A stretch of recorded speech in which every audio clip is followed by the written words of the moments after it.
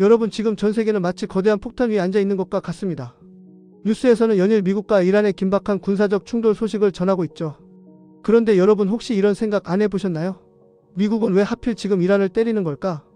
단순히 이란이 나쁜 짓을 해서일까요? 아니면 우리가 모르는 거대한 설계가 그 이면에 깔려 있는 걸까요? 오늘 이 영상은 단순히 전쟁 소식을 전하는 뉴스가 아닙니다. 수백 년간 전개된 미국과 중동의 방대한 서사 속에서 우리는 미국이 이란을 공격한 진짜 이유, 그리고 그 미사일 한 발이 여러분의 주식 계좌와 비트코인, 심지어 금값에 어떤 나비 효과를 불러오는지 그 실체를 아주 낱낱이 파헤쳐 볼 겁니다. 이제까지 들어본 다른 그 어떤 전문가 분석보다 소름 돋게 깊을 겁니다. 자, 안전벨트 꽉 매세요.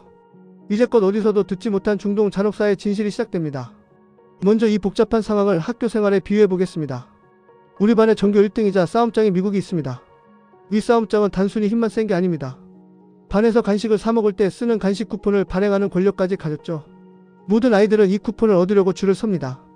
그런데 평소 자기한테 사사건건 대들던 옆 동네 반장 이란이 갑자기 나 이제 내 쿠폰 안 써. 우리끼리 다른 쿠폰 만들어서 매점에 있는 물건 다 사버릴 거야. 라고 선언한 겁니다. 이건 싸움장 입장에서 자기 권력의 뿌리가 흔들리는 일이죠. 그래서 너 왜 자꾸 학교의 룰을 어기는 거야? 그 룰은 우리가 정한다. 그리고 그 쿠폰은 모두 압수한다. 라고 소리치며 이란을 때리기 시작한 겁니다. 자, 여기서 우리가 가장 먼저 주목해야 할 단어는 바로 페트로 달러입니다. 이게 이 전쟁의 가장 핵심적인 돈의 논리입니다. 1970년대에 미국은 사우디아라비아와 아주 은밀하고도 강력한 거래를 하나 했습니다. 우리가 너희를 군사적으로 지켜줄게.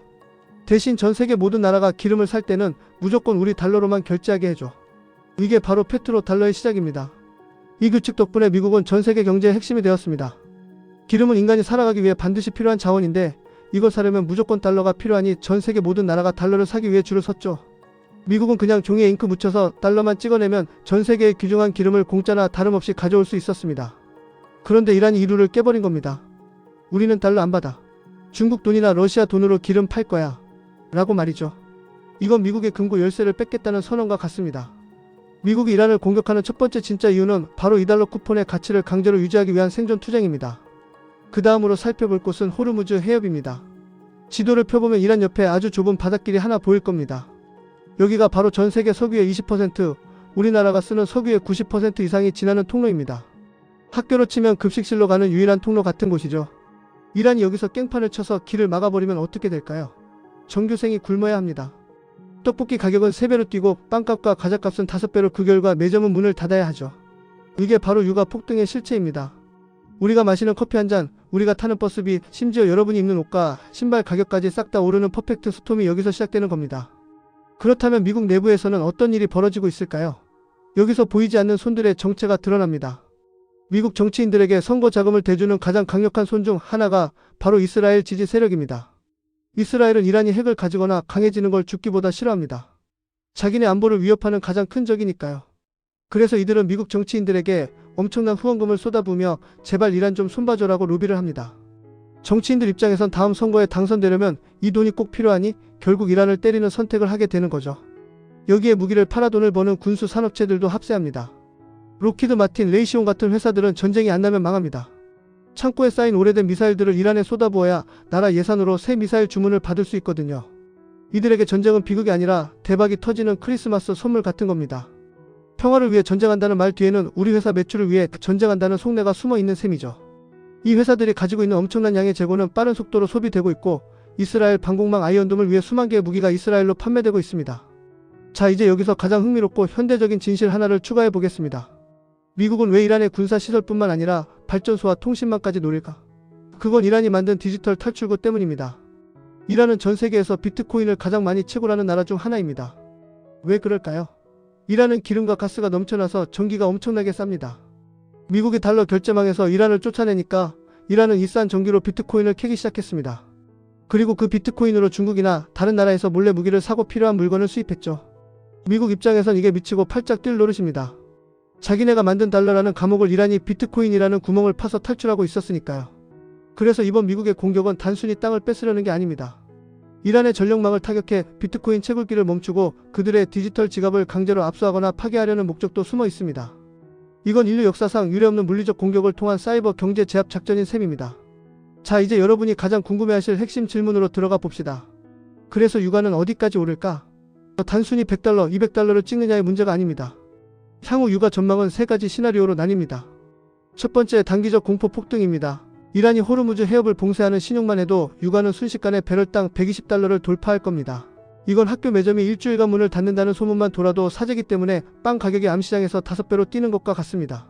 하지만 이건 진짜 위기가 아닙니다. 진짜는 두 번째입니다. 두 번째, 고유가의 장기적 정착입니다.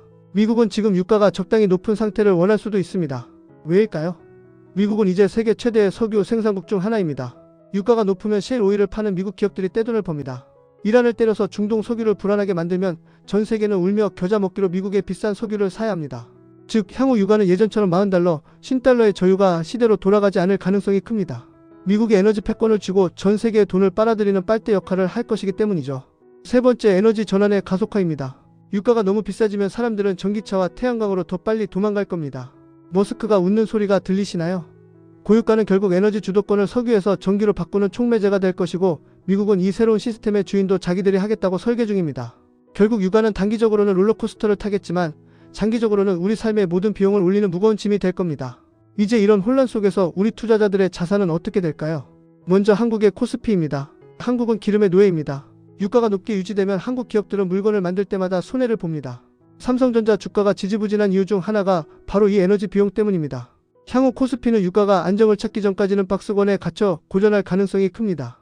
외국인들은 한국 주식을 팔아 달러를 사서 미국으로 돌아갈 준비를 하고 있죠. 비트코인은 어떨까요? 이란의 채굴망이 타격받으면 일시적으로 공급이 줄어들거나 네트워크가 흔들릴 수 있습니다. 초기엔 공포 매도가 나오겠지만 만약 유가 폭등으로 인해 전 세계 인플레이션이 감당 안 될 수준이 되면 사람들은 돈 가치가 쓰레기가 됐다며 비트코인으로 몰려들 겁니다. 즉, 유가가 오를수록 비트코인의 변동성은 상상을 초월하게 될 겁니다. 마지막으로 금입니다. 유가 전망이 불투명할수록 금값은 우상향합니다. 유가는 물가를 올리고 물가가 오르면 화폐 가치는 떨어집니다. 하지만 금은 그대로죠. 향후 몇 년간 금은 모든 포트폴리오의 필수 보험이 될 겁니다. 싸움장들이 주먹질을 하고 매점 쿠폰이 종이 조각이 되어도 금은 그 자체로 빛나는 진짜 돈이니까요. 이제 좀 더 소름 돋는 음모론적 관점을 들여다봅시다. 바로 전쟁 세탁기 이론입니다. 지금 미국은 빚이 너무 많아서 국가부도 위기라는 말이 나올 정도입니다. 내부에서는 물가가 오르고 경제가 엉망이라 국민들의 불만이 폭발 직전이죠. 이럴 때 정치인들이 즐겨 쓰는 아주 비겁한 수법이 하나 있습니다.